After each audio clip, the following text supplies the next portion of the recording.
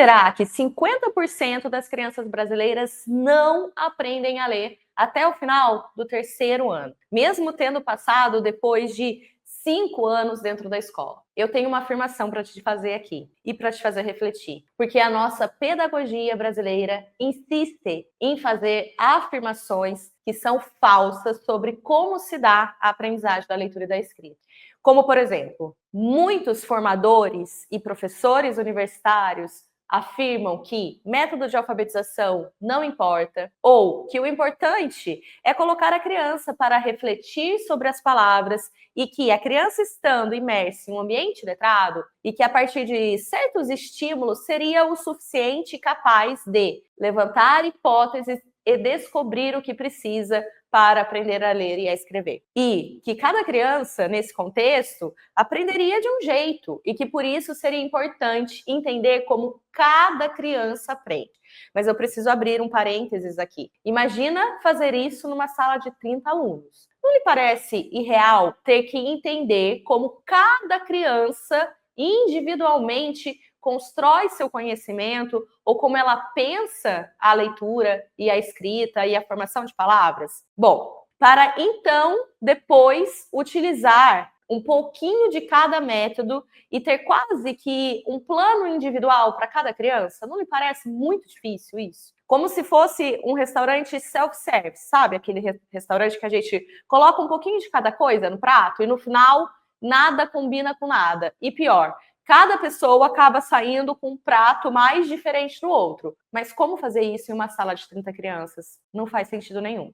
Esse pensamento que conduz os professores a utilizarem uma alfabetização que acaba sendo mista ou equilibrada, um pouquinho de cada coisa, pode até parecer um pensamento ponderado e que respeitaria a individualidade da criança enquanto um ser humano. Mas, na realidade, os resultados, eles não são nada moderados. Pior, os resultados desse tipo de pensamento, eles são capengas para o pior lado possível. E mais, esse pensamento desconhece como de fato se dá a aprendizagem da leitura por todos os seres humanos, já que a ciência da leitura já aponta há décadas que aprender a ler parte de um processo cognitivo, que parte do nosso cérebro e as etapas que todas as pessoas precisam passar são as mesmas. Mesmo assim, que todas as habilidades, elas devem ser adquiridas da mesma forma ao longo do processo para que o ser humano passe de uma pessoa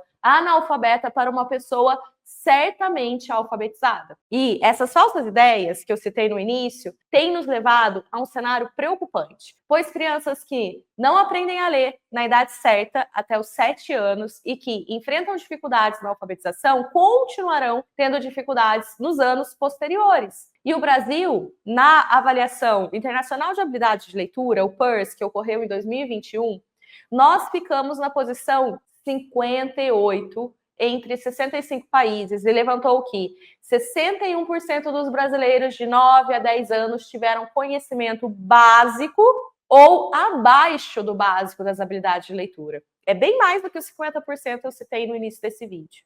E essas crianças brasileiras, elas não aprendem a ler porque elas não são ensinadas a ler do jeito certo. E não são ensinadas a ler do jeito certo porque as professoras também não são ensinadas a como ensinar a ler. E acabam confiando no conhecimento que a faculdade supostamente ensinou. E tentam utilizar um pouquinho de tudo na alfabetização. Como, por exemplo, tentam ensinar ao mesmo tempo a criança a analisar palavras inteiras. Muitas vezes essas palavras inteiras estão associadas com figuras que representam o que está escrito ali naquela palavra. Como clássico exemplo da palavra escrita bola e do lado uma figura de bola, onde a professora pergunta para a criança: o que você acha que está escrito aqui? E que, a partir dessa análise de palavras inteiras, a criança seria capaz de retirar as sílabas, analisar as sílabas e as letras que formam as palavras. Percebe que ensinar dessa forma faz com que a criança tenha que analisar pelo menos 3 sistemas de escrita diferentes? Então, ela tem que analisar a palavra inteira como um todo,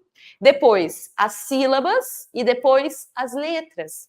Essa tentativa de alfabetizar analisando palavras como um todo foi apontado por milhares de evidências do relatório NRP, National Read Panel dos Estados Unidos de 2000, como a forma menos eficaz de ensinar. E aqui no nosso país, essa é a forma mais frequente. Basta você olhar os materiais didáticos que estão presentes nas escolas. E mais, que essa forma de ensinar, baseado na análise de palavras inteiras, associando com figuras e seus significados, como tem sido feito aqui no nosso país, não funciona para todas as crianças. Nunca funcionou e nunca vai funcionar, porque está em desacordo com a forma pela qual o nosso cérebro precisa aprender a ler, que não é a partir da análise de palavras inteiras.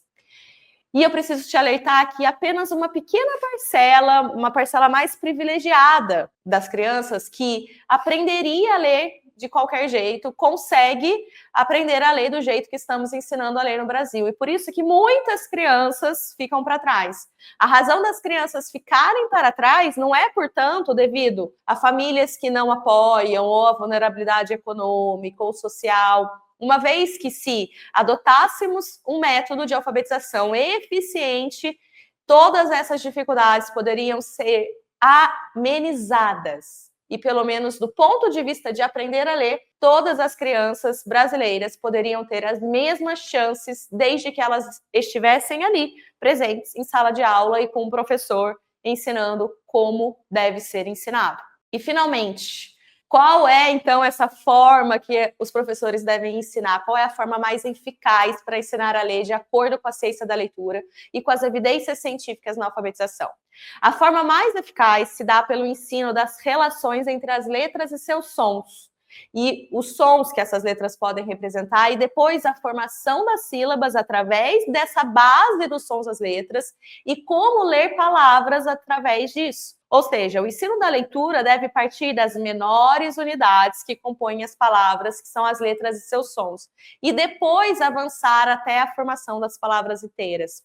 E o método de alfabetização que dá conta de fazer isso é o método fônico.